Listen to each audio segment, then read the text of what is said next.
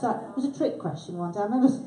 It's a good food festival, yes? Oh, good. Because it's the first one, you see, and you don't know if there's going to be another one. But if you say it's been good, then I'm sure they will. This is our bit. This is what's cooking. We run our demonstration kitchen up and down the country, really. My name's Katie. That's Glenn on the camera. Usual thing, look to the telly screens, you'll see. Fiona's helping us behind the scenes. Are you wanting us to do a mass build-up? Is that what you want to do? It is, isn't it? No, we'll do it. We'll do it, you see. Howard Middleton, Bacon. There's a rider, you see, that celebs often give, like Gino De Campo, for instance. He wants a full-length mirror in the green room. Yes. Some people just want blue Smarties or whatever. Howard just wants a warm welcome, and I think we can do that. So, ladies and gentlemen, a warm Northamptonshire welcome for Howard Middleton. There he is. Hello. Because you wouldn't to come out, would you? I wouldn't to come out. No, I might go back up again. Oh. No, that was absolutely fine. Lovely warm welcome. So you'll stay? Yeah, I'll we want stay. We want to be comfy, don't we? We want you to be happy and. But I'm quite comfy. Oh, yeah. Good. I'm just going to do a bit of tidying up actually. Oh. Can I just say it's you that's made all that? Then? I know it's me that's made all of this. It's true that I've made all the mess all day. I'm sorry. So just before we start, because it's the last one, and we're not going anywhere. We do something special. Well, let's just find out a bit more about you. Oh no! Yes. So Howard Middleton on a Sunday afternoon, what would you normally be doing? Sunday afternoon. Do you know if I was good, I'd be doing a bit of tidying up, a bit of housework. Oh. Yeah. Oh, I might do a bit of writing actually. Sometimes a bit of writing. I would have been out if you wanted me to say about running. I would have done that in the morning. I don't run. I try and avoid as much as possible to run during daylight hours, so people don't get the shock. Oh, okay. All right.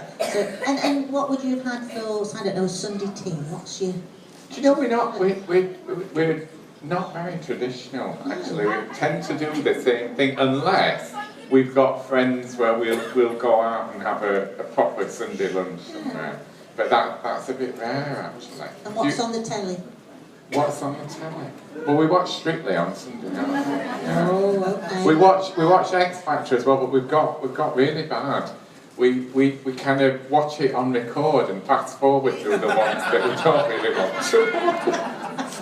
There you are, little insight. Anyway, fella, what are you going to do for us? I'm doing sticky figgy pudding. That takes a bit of saying, well, it does for me anyway. So it's a gluten-free pudding. It's a lighter version of a kind of Christmas pudding.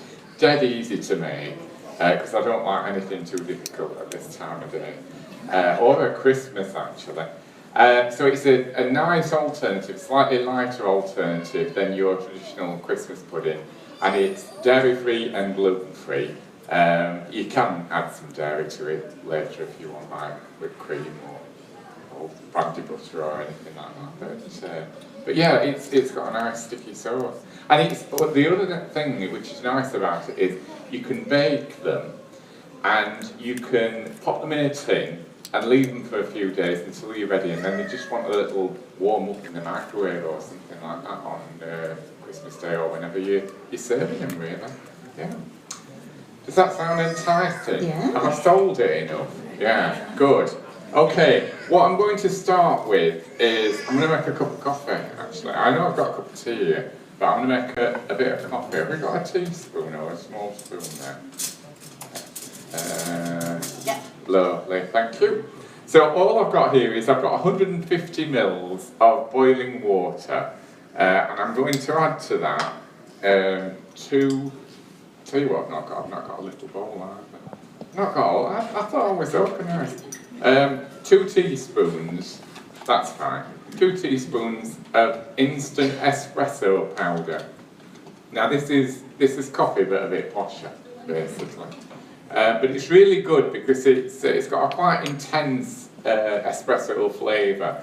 So if you're using it in baking or generally in cooking, it's really nice. Nigella Lawson uses this a lot. Oh, there we are. Yeah, not that I've ever been round to her house and had a cup of espresso or coffee or anything, but And I'm going to put in the bowl, I've got 100 grams of soft dried figs, which I've chopped up, and I'm popping them into the bowl. And I'm going to pour on this coffee and just leave that for a little bit, like so. And as we said yesterday, so there's this demo yesterday as well, I'm going to put this to one side. So this is the side I'm putting it on.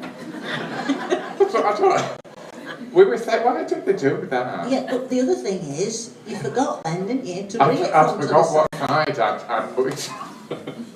Yeah, so what I'm going to do now, this is the trouble. We were talking, was anybody here in the demo earlier? One or two people, and you come back, you've been back, you've been to all four. It's oh dear. But I've got two sets of glasses, and the ones that I've got on at the moment are so I can see the lovely smiling faces of the audience. But it means that what's going on around here is all a bit of a blur. So although I've got the recipe in front of me, I can't actually read it, so I don't know, it's just there for comfort. So I think it's 2 large eggs, isn't it? 2 large eggs. See, I can't tell because I've not got mine. No, you 2 large eggs that we're cracking in here. Somebody found a pair of reading glasses. So we're cracking 2 large eggs. Can I just check, because this is coming from your book, isn't it? Yes, yes. Yeah, 2. I'm going to show this. Oh no. Here we go. This is Howard's book, which is available following the demonstration. Well, it's available while the demonstration's on if you order it on Amazon or somewhere.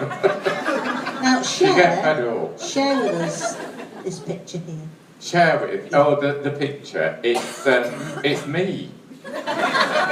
And when we, the photographer took the photos, I must say, I'm a man of many talents. Well, I think I am. So I did all the photos inside the book, but obviously I couldn't really do the ones on the outside that are of me, unless I put it on a timer and run around the back really quickly. So we had a professional photographer for the cover, and I sent a copy of it to my sister, and I said, what do you think of this photo? I think I look a bit gormless on it. And she said, no, you don't look gormless, you just look awkward. And what it is that I'm sitting, it's actually somebody's kitchen that I'm sitting in that happen to have a white wall. But they've got these straight back chairs, and you can just see under my arm the bit of the wood. And I think it looks as if I've got a crutch. Like I'm sort of... So why they didn't kind of, Photoshop it out, I don't know, but there's also a funny story on the back.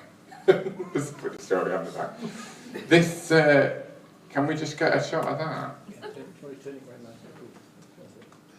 It's that one.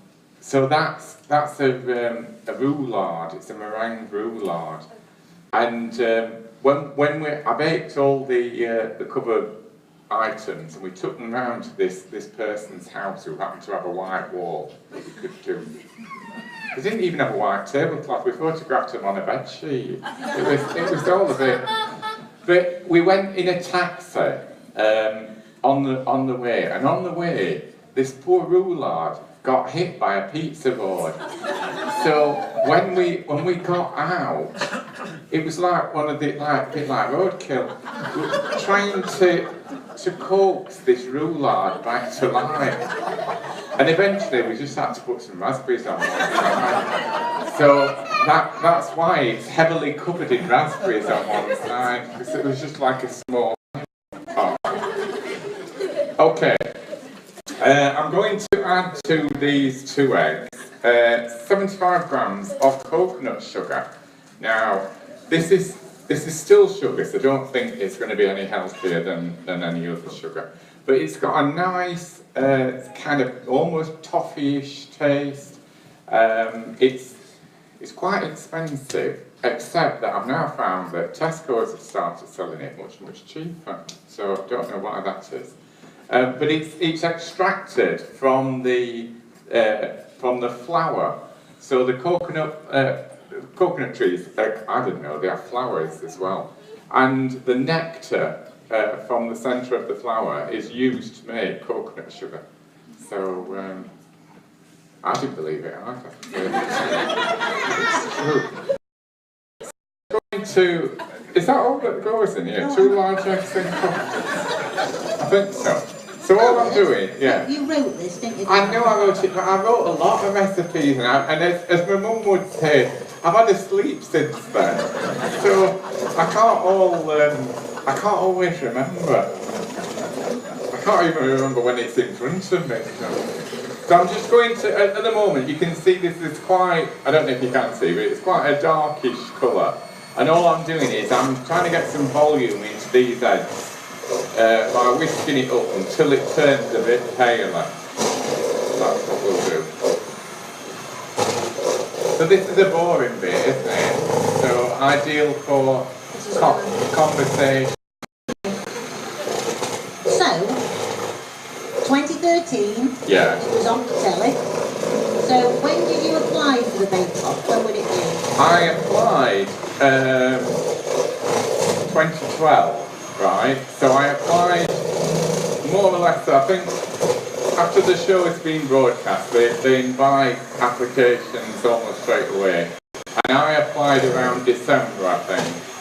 Let me just turn that off a bit.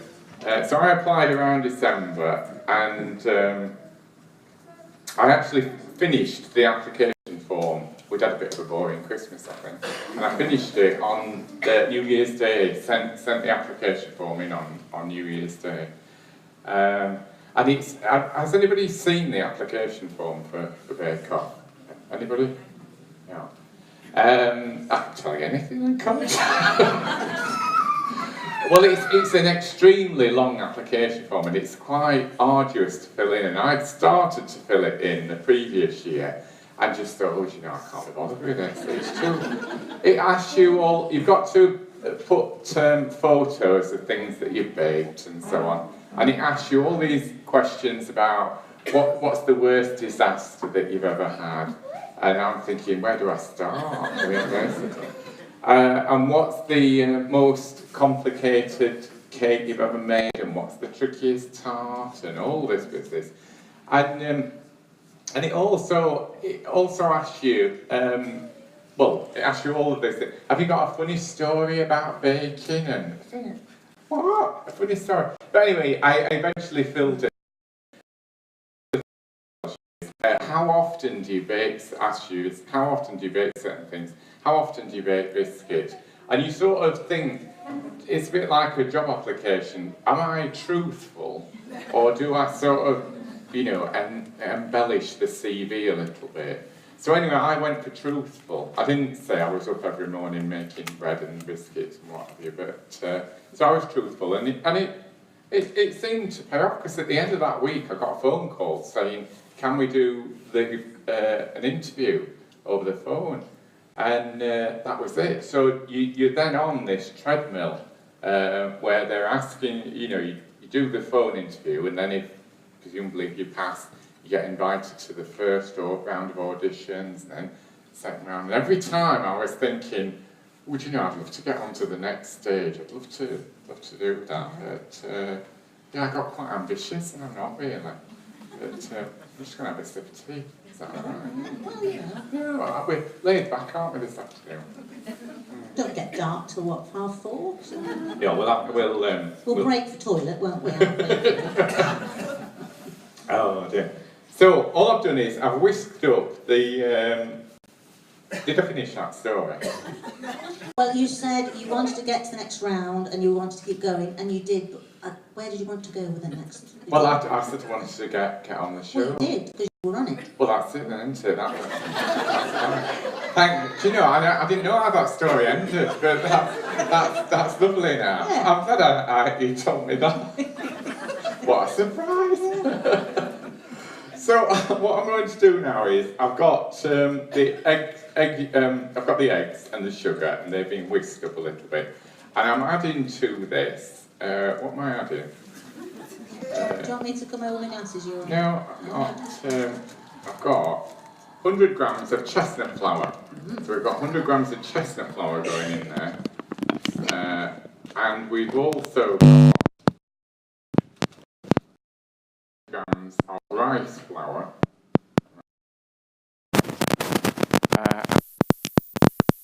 Basin agents, don't we? And so we've got that one. We've got, I think it's half a teaspoon of gluten-free baking powder. Most baking powders. Did I mention this as a gluten-free thing? I did, didn't I? That's all right. Did I mention it's for Christmas? Did I mention it's a pudding? Yeah. Got half a teaspoon of gluten-free baking powder going in there. Most baking powders nowadays are gluten-free, but there are still one or two out there that use wheat as the kind of powder in baking powder. So if you are doing a gluten-free bake, you need to look for one that's specifically labelled gluten-free. And then to add a little bit more bubble to proceedings, I'm going to add half a teaspoon of bicarb as well.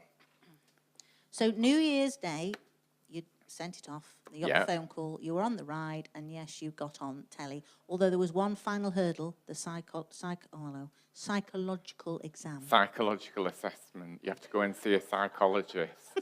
Yeah. And Peter, my lovely bouncer lookalike partner, who was standing menacingly by the what are you standing by? A window? Yes. In case anybody breaks in during the demo, hordes of fans might come through that window. So he said, well, that'll be the bit that you fail on, the psychological assessment. And my sister, who's lovely, but is not, thankfully, in the audience today, she said, I think you'll get on the reserve list. She says, I don't think you'll actually get on the programme. So I proved them both wrong, yes. It didn't cost me anything either. Although, I'm going to have a spoon, I think. Shall I have a spoon and mix this in? The other thing I'm going to add to this is half a teaspoon of xanthan gum. Now, this is quite useful in gluten-free baking because it adds a slightly... well, what I call a cakey quality to cakes. So it helps with the crumb structure.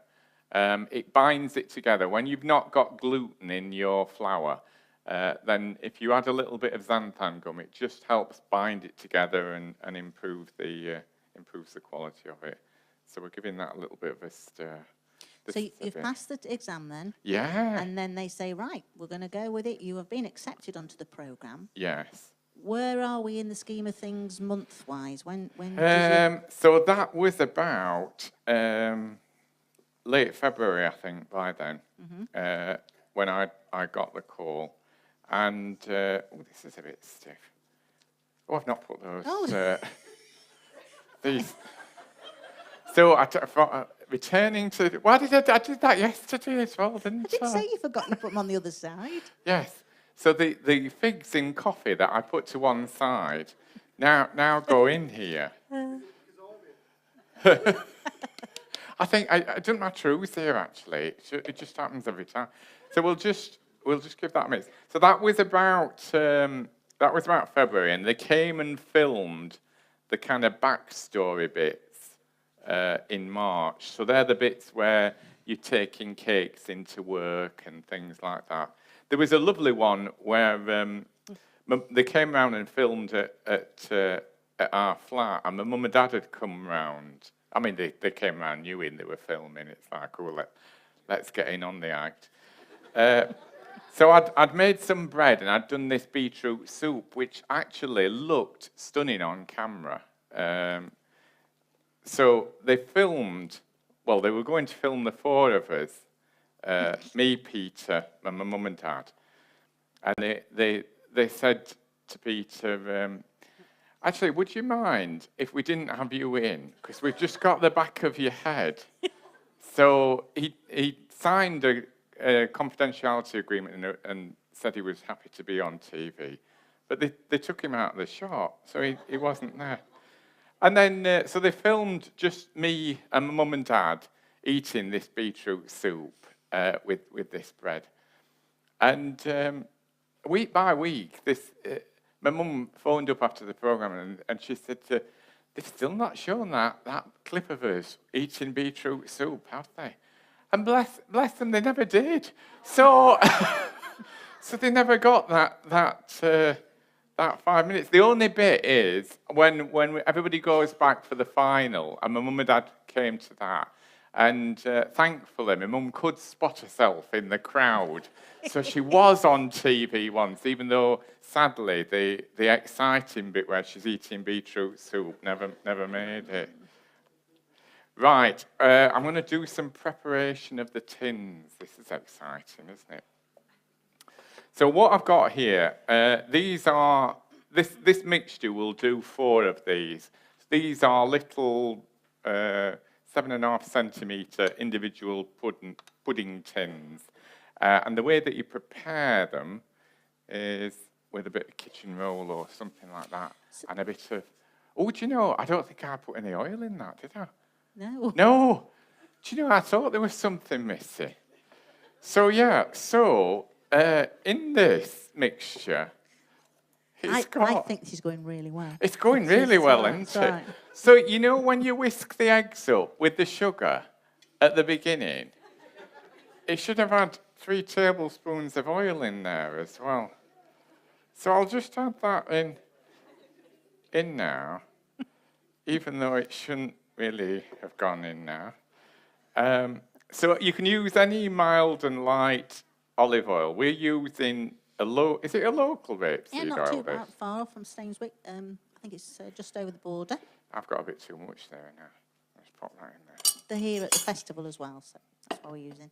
What's it called? Stainswick, isn't it? Rapeseed oil. So we're just going to wipe that. So all I'm doing is just wiping the inside with a little oil. So your beetroot soup thing, which I have to say is quite dangerous to be filmed eating beetroot soup, that wasn't shown, and neither was your beauty shot. No, neither was the beauty shot. So the beauty shots are you'll see them if you Bake Off fans. So anybody who is a Bake Off fan, it's always useful to have a Bake Off fan or two. So it's those shots where they sit on their stool and they look lovingly at their bake, the completed bake. And the camera goes round, sort of goes backwards and forwards on a little trolley type thing. And it would have been a lot better if I'd put that oil in earlier, wouldn't it? So yeah. Anyway, it'll still work out fine. We're not going to bake this in any case, so it doesn't really matter. I shouldn't have said that, should I? No. So why didn't they use your beauty shot? I don't know. I think, they do. You'll know that sometimes in certain programmes they'll have a historical section where they go and look at the history of I don't know what they look at. History of Garibaldi biscuits or something like that. And what are you looking for a spoon. I'm always looking for a spoon, aren't I? And then in other episodes, they don't have a historical thing because there's too much going on. So the same, I think, for our year, they just decided that they weren't using any of the beauty shots until the final. And then it showed some then, by which time I was nowhere to be seen, so it didn't make any difference to me. But you spend so long just sitting, looking lovingly at these bakes. And quite often you don't feel at all loving towards your bakes, so... Tell you what we'll do. At the end of your demo, Howard, we'll let you do a beauty shot. And we can all see what we, because we missed out. What you would have missed? Yeah. Yeah. Or what we did miss. Oh, what you did? Yeah. So all I've done there is I've put a little bit of that sesame flour inside and just tap it around. Now we're going to spoon this in here. This takes a bit doing. Well, it involves dexterity, which is a skill I haven't really got. So Now you say that, you were wallpapering the other week. I was, but it's not the same as making a sticky figgy pudding, is it, really? I'm not doing too bad. It's all going in, isn't it? You see, though, you said you couldn't see very well. Well, I'm sort of doing it by sort of instinct, really. It seems to be working okay. There's some awful bits of fat in here, actually, because I didn't stir that in very well. Right. So you fill them about, and as I say, we'll do 4 of these. Just shake that about a bit. And this goes into the oven at 180 conventional, 160 fan gas 4. So we'll pop that into the oven. Careful, it's very hot. It's really hot. Oh, it's tipping over a bit as well. It's not got a top in it. That's fine. So that's just gone into the oven, like that. I did one where I was doing a demo outside, and literally on a fold-up table, and there was one of these, like a metal fire escape for flat, and I just turned around and said, I'm just popping this into the oven. I just put it on the stairs of this fire escape. That's all we got. Right, okay, so now we're going to make a bit of sauce, aren't we? Mm-hmm. So, am I all right on this ring here? Yeah. Yeah. So, to make a sauce, to make this sticky, what do we need? We need a bit more coconut sugar. Can I just give that a bit of a wipe? Do you remember the first morning you tipped up then, where you were filming? Yes, yeah, I do remember. The first time I got allowed to go into the tent, and it's really weird because you think you're going to be given a bit of time to sort of acclimatise yourself, and you're not at all. It's straight in there. And there was a woman there from Neff, because they have those kind of posh slide and glide ovens, and she was. They'd allocated enough time for her to tell you how all the equipment works. So, it's got one of these induction hobs as well, which I'm not very good with. I'm not very good with any hob, am I? But it's really good with that. And I realised after she'd finished telling us how everything worked, that I just hadn't heard anything that she'd said. So the kind of awe of being in the bake tent that you lost it. So it was. I still have to keep asking people, how does this work? But awful, really. I should have paid more attention.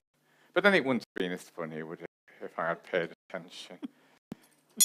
So what else do we want in here? Is it a teaspoon? So I've got 35 grams of coconut sugar in there. A teaspoon of vanilla paste. Because you've got your right glasses on when you look up now. Look. I don't think that's a teaspoon, do you? What does that say? Is that half a tablespoon? Anyway, teaspoon. Half a tablespoon. Yeah. So, since the book has been published, I've changed this. I did have a teaspoon in previously, but now we put half a tablespoon in. So, it's two. Is it two? Two.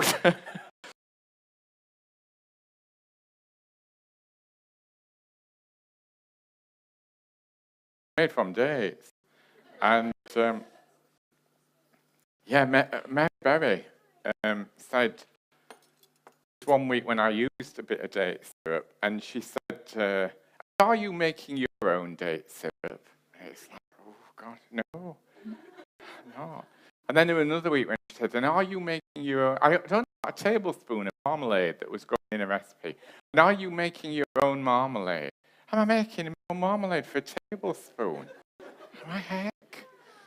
And afterwards, it wasn't shown on camera or anything, but she wasn't very pleased with this tray bake that I'd done with the tablespoon of marmalade in it. And she said, you had 2 hours. She said, you could have made your own marmalade. Sorry, Mary. Does that cut like a knife? It does cut like a knife. Do you know what? I think I've forgotten to bring something up here. I think it might be in the fridge. There's a what do they call them? That's not a bottle, like a carton of a carton of dairy-free milk, which is it on its way? Thank you. That's it. So I know where everything is. You just shake this with the lid on. And I think we want about 2 or 3 tablespoons. So once the sugar has dissolved, which that has, it's bubbling away nicely. Might take that off, actually. I don't think it'll turn down very much more, will it? We're going to add, if you weren't dairy-free, you could use cream or anything like that, but I'm just adding about 3 tablespoons of this. This is coconut drink, so it's like a mixture of coconut milk and rice milk, I think it is. So it's a dairy-free alternative. Just look up a minute. Yeah. Right. Have they all gone? No. Oh. No, right. I know it's not a marquee, but let's set the scene. Width-wise, is this similar to the width of the tent? Yeah, I think so, because I think you could get... I'm just going to turn that on again. Is that all right? I think you could get 2 workstations, one either side, couldn't you? You could imagine yourself standing behind a workstation. So there's a bit more gap in the middle. So yeah, it's about this wide. It's probably not as far back as that, although there is a secret bit of the tent behind, that kind of arch thing that they have at the back that you see, which has got shelves and imitation cakes and things like that on it. There's a bit behind there where people do washing up. So it's probably not, not far off the length of this. And this isn't dissimilar to the size of your workstation, is it? No, this is probably a little bit bigger, actually, but yeah, not far off. So that's thickened up a little bit now, isn't it? So that's about all right. Right. Okay, so we'll just turn that off. That's fantastic. Right. I think we're about ready.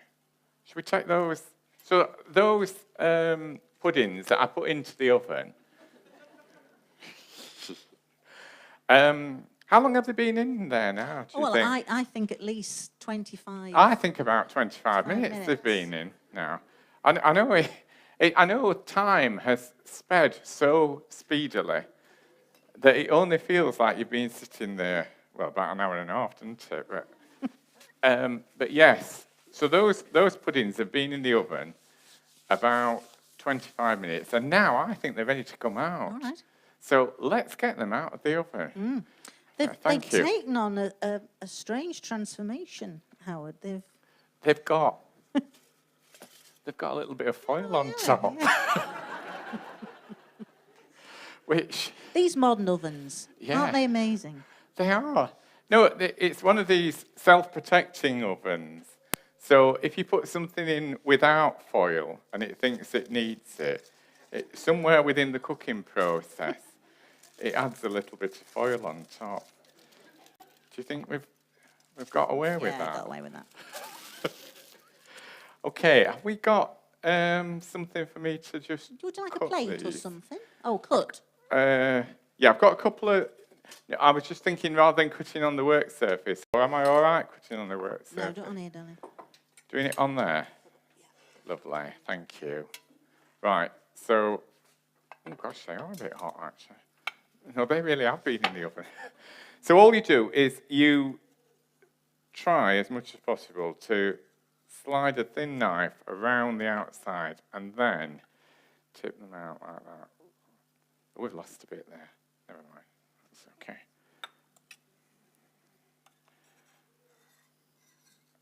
So do you still keep in touch with your bakers from your year? Yeah.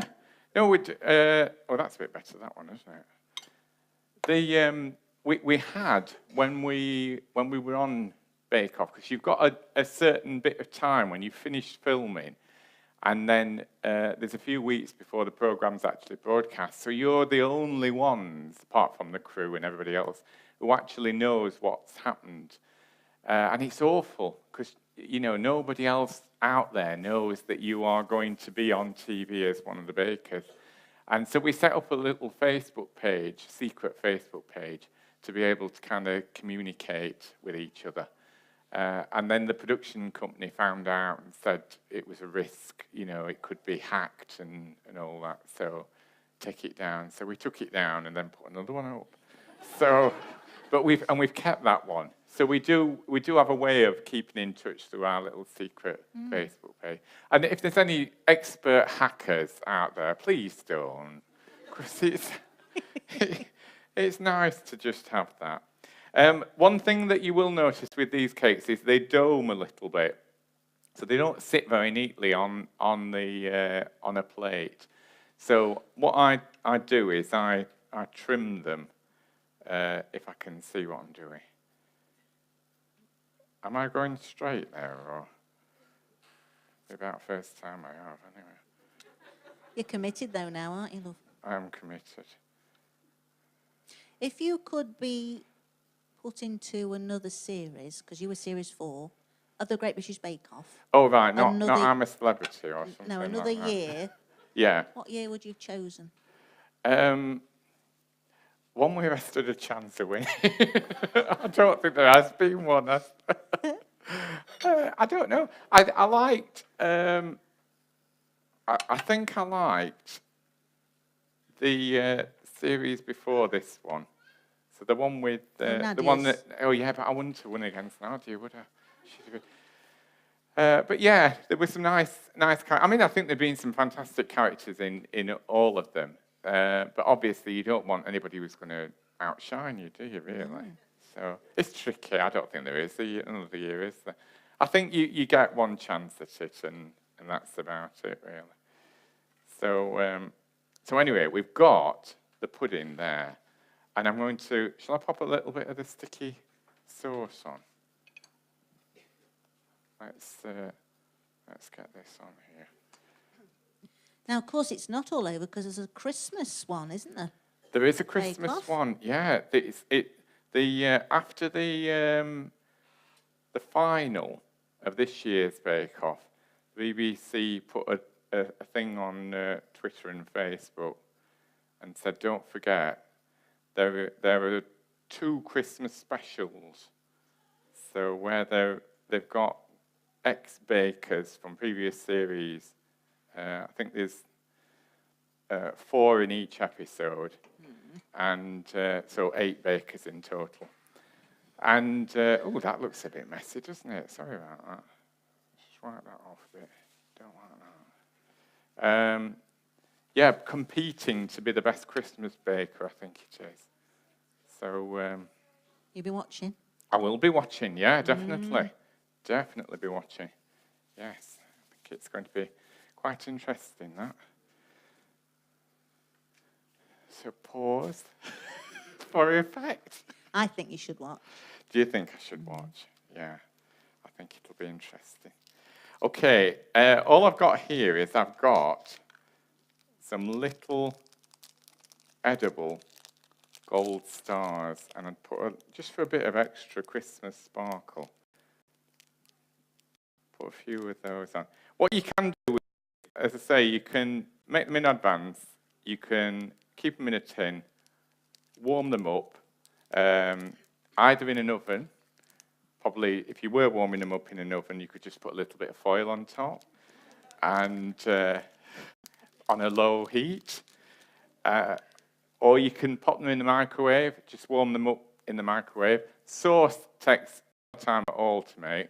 If you're like me, if you like a touch of alcohol, you could anoint them before you pour the sauce on with a little bit of brandy or a bit of masala or something like that. Or you could just have a drink on the side, couldn't you? Basically, that would do the same thing. But there you have it, sticky toffee pudding. Not sticky toffee pudding. Not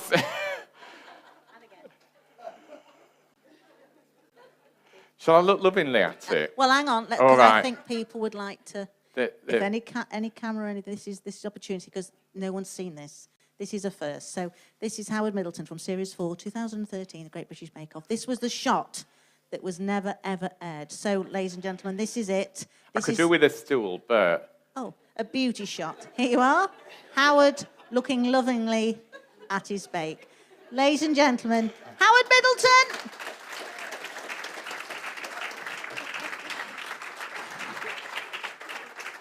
Thanks, Howard. Now then, that's it, isn't it?